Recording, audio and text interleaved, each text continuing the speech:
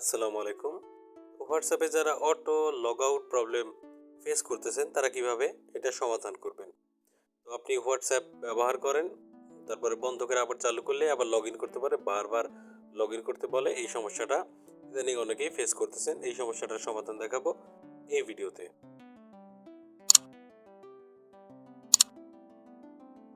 তো প্রথমেই আপনার ফোনের সেটিংসের মধ্যে চলে যাবেন। ফোনের সেটিংসটা অন করে নেবেন, মানে ওপেন করবেন। ওপেন করার পর আপনার সেটিংসের সার্চ বক্সে লিখবেন হচ্ছে লাঞ্চার। যেমন আমি এখানে দেখতে পাচ্ছেন যে লঞ্চার লিখে নিয়েছি।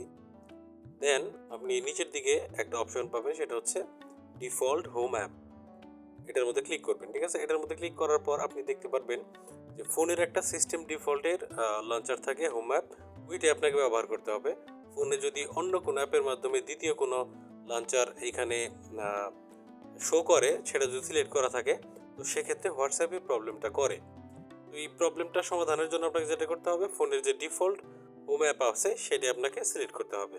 তো হোম অ্যাপ সিলেক্ট করার পর আপনি দেখতে পারবেন যে আপনার সমস্যা কিন্তু সমাধান হয়ে গেছে।